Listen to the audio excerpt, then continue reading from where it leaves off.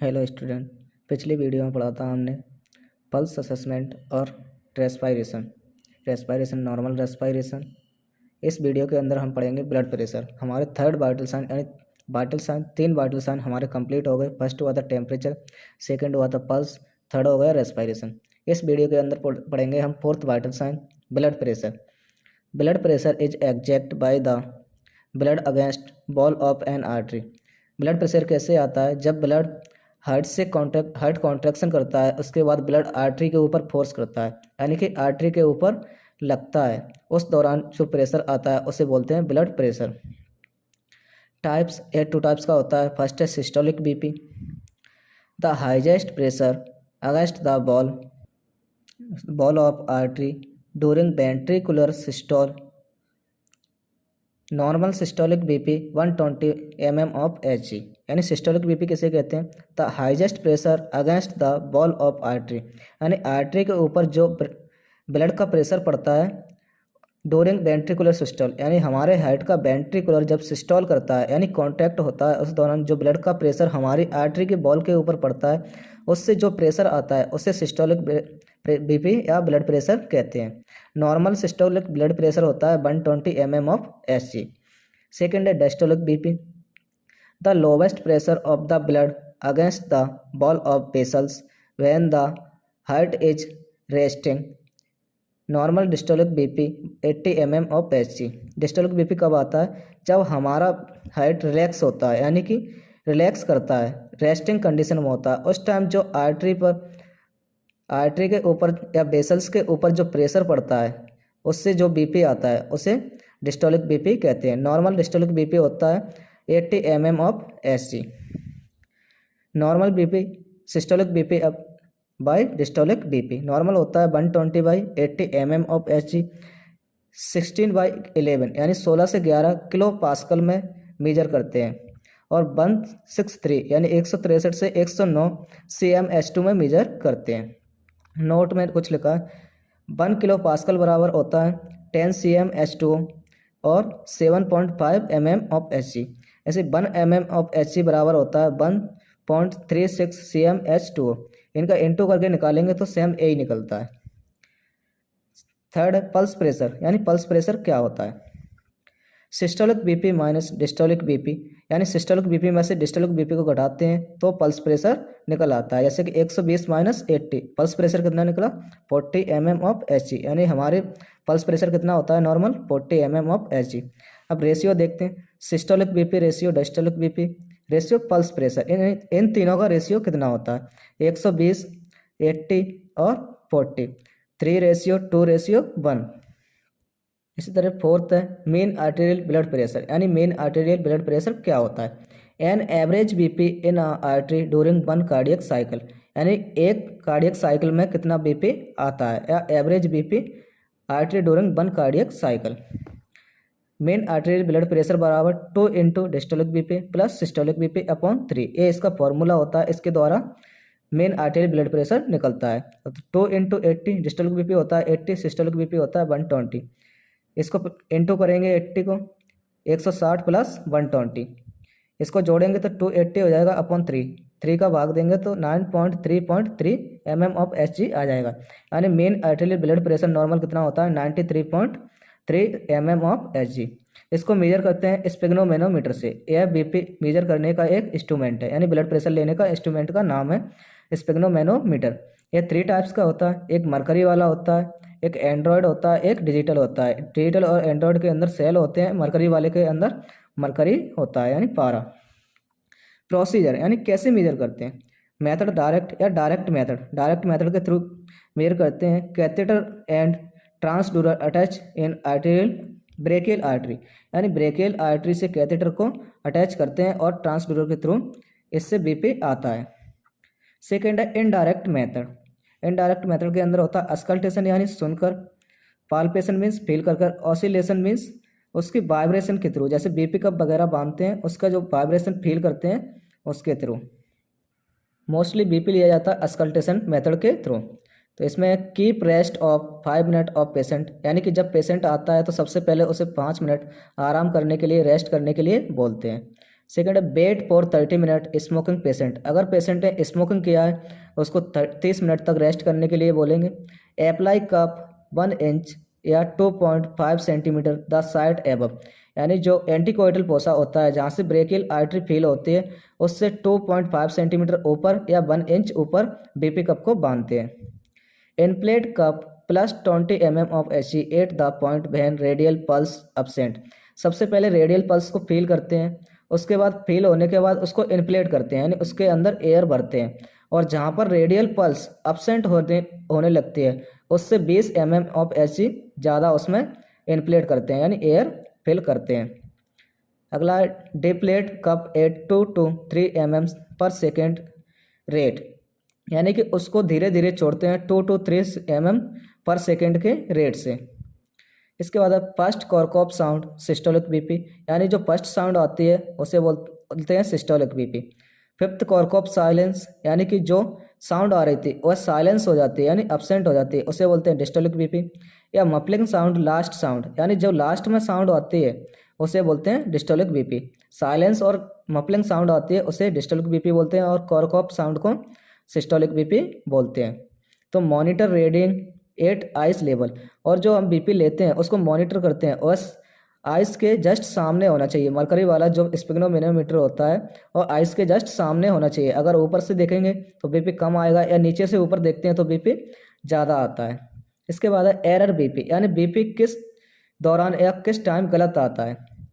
तो ए false high यानी ज़्यादा आना, और फॉल्स लो यानी गलत कम आना या गलत ज़्यादा आना। इसमें फर्स्ट है बिलो हार्ट लेवल आर्म, अगर हाथ को आर्म को हार्ट से नीचे रखेंगे तो बीपी ज़्यादा आएगा। वाइड कप, अगर कप जो बांध रहे हैं वह चौड़ा है तो बीपी लो आएगा। स्लो डिप्लेशन, अगर बहुत ज़्यादा स्लो डिप्लेशन यानी उसको छोड़ेंगे तो बीपी हाई आएगा। आर्म एबव डिप्लेशन, यानी कि आर्म अगर हाइट से ऊपर है तो बीपी कम आएगा। इसके बाद है नैरो कप, अगर कप नैरो है तब भी बीपी ज़्यादा आएगा। क्विकली डिप्लेशन, यहाँ पर था स्लो डिप्लेशन, यहाँ है क्विकली डिप्लेशन, यानी इसको जल्दी छोड़ेंगे तो बीपी कम आएगा, यानी एयर को जल्दी रिलीज करेंगे या छोड़ेंगे तो बीपी कम आएगा। अगर लूज कप है तो बीपी हाई आएगा, और टाइट कप बांधा है यानी लूज बांधा है कप तो बीपी हाई आएगा, टाइट बांधेंगे तो बीपी लो आता है। क्रॉस लेवल लेग, अगर दोनों पैर क्रॉस लेवल में करके बैठा है पेशेंट तब भी बीपी हाई आता है। Size of bladder of BP cup, यानी जो बीपी कप का कप ब्लेडर होता है वह कितने साइज का होना चाहिए, जैसे अपन बांधते हैं। बेड्थ यानी चौड़ाई होनी चाहिए 40% of upper arm circumference, upper arm circumference के अकॉर्डिंग 40% उसकी चौड़ाई होनी चाहिए। लेंथ होनी चाहिए 80 से 100% of mid upper arm circumference. इसके बाद देखते हैं कप, यानी कि नॉर्मल बच्चे के लिए कप यूज करते हैं। ब्लेडर ब्रेड्थ, यानी कितनी उसकी चौड़ाई होनी चाहिए बीपी कप की जो बांधते हैं अपन हाथ में। और ब्लेडर लेंथ, यानी उस ब्लेडर की लंबाई कितनी होनी चाहिए।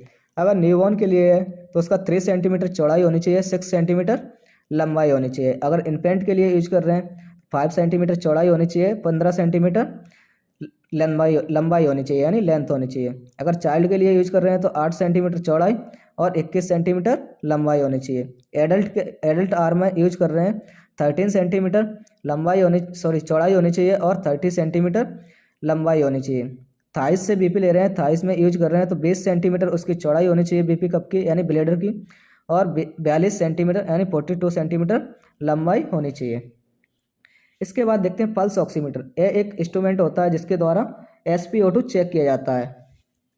तो SpO2 method to major SpO2, SpO2 क्या है, एक मेथड है जो कि पल्स ऑक्सीमीटर के द्वारा लिया जाता है। SpO2 peripheral capillary blood oxygen saturation, यानी कि जो हमारी फिंगर्स में जो पेरीपेरल है उसमें ब्लड आ रहा है, उस ब्लड के अंदर कितनी % ऑक्सीजन है उसको चेक करने के लिए पल्स ऑक्सीमीटर का यूज करते हैं।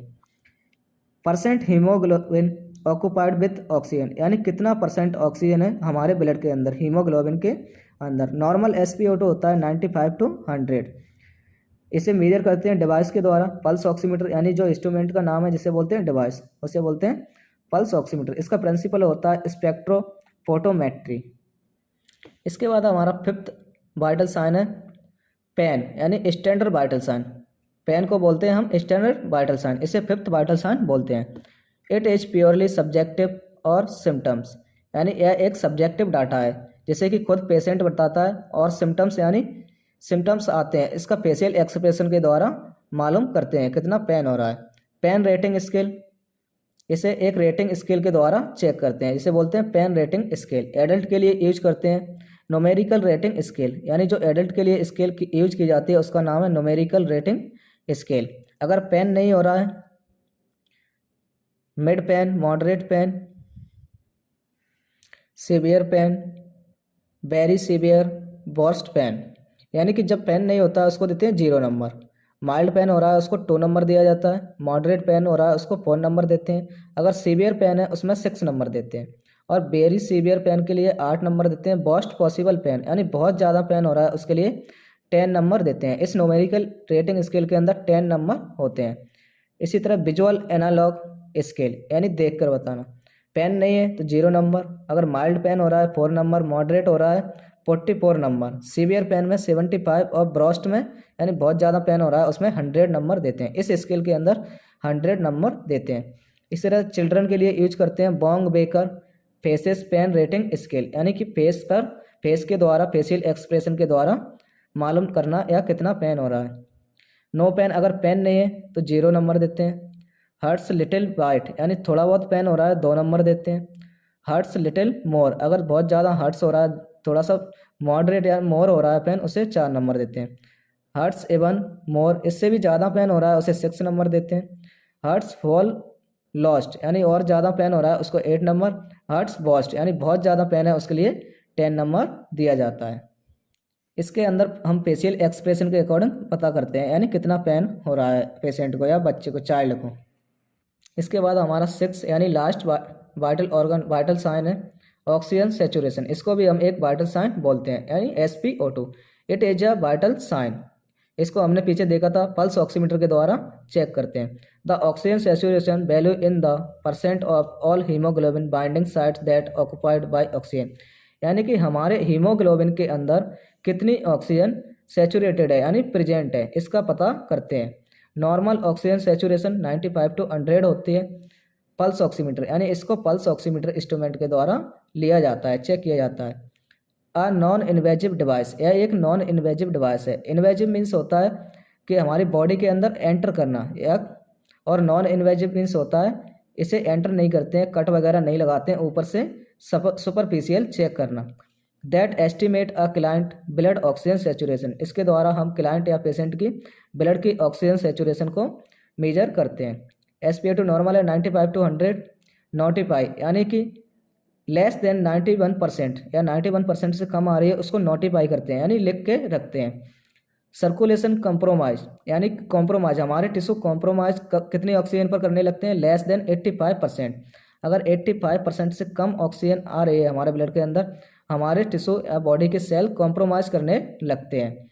लाइफ थ्रेटनिंग, यानी बहुत ज़्यादा, लाइफ थ्रेटनिंग मीन्स बहुत बेकार कंडीशन या इमरजेंसी कंडीशन में लेस देन 70% अगर ऑक्सीजन आ रही है, इसका मतलब है लाइफ थ्रेटनिंग कंडीशन है, यानी इमरजेंसी कंडीशन है। इसी के साथ हमारे वाइटल साइन कंप्लीट होते हैं। इसके बाद अगली क्लास में हम पढ़ेंगे CPR या कोई और टॉपिक।